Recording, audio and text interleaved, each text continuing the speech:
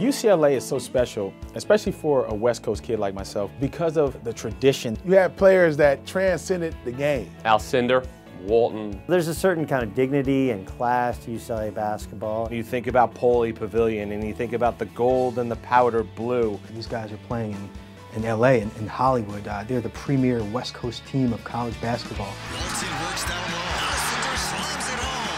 Welcome to Wooden's World. 88 wins in a row.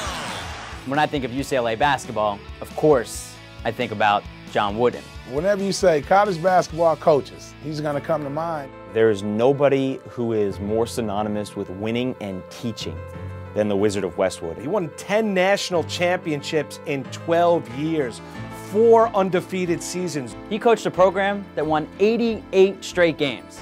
Winning 7 consecutive national championships. Just think about what that actually means. He was very much a philosopher and parent as much as he was a coach. In an era in which college basketball needed a face, needed a figure, and they got that with John Wooden. The question about UCLA basketball, would they ever get back to being what they were with somebody else other than John Wooden leading the way? All the titles are one thing, but every program also looks for a moment. And UCLA's came in '95, second round against Missouri out in Boise with Tyus Edney. Missouri is 4.8 seconds and 1 stop away from going to a Sweet 16. 4.8 seconds left. Bruins down by 1.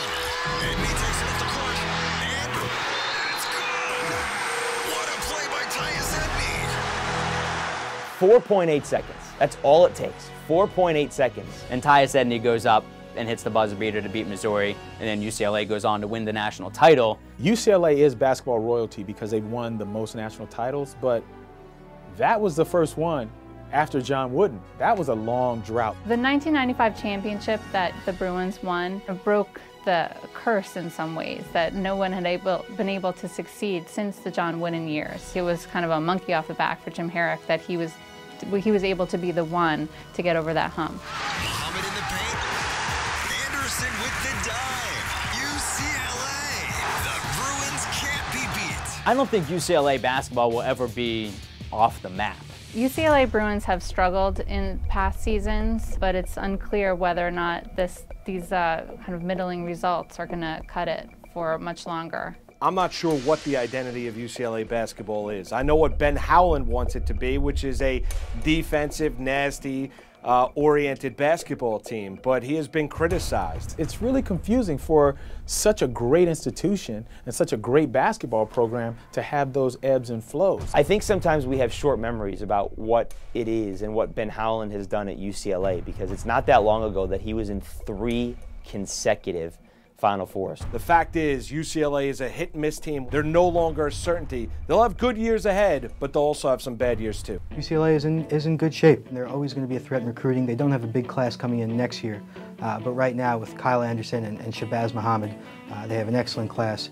They'll always be a threat to recruit some of the top guys in the country. If I was a UCLA fan, I wouldn't worry because they'll always be in the mix as well. Historically, it's the greatest program ever. You walk in, you see all these banners, and you realize just how incredibly dominant a program it was. No matter where they are in the rankings, the UCLA Bruins will always be part of college basketball royalty.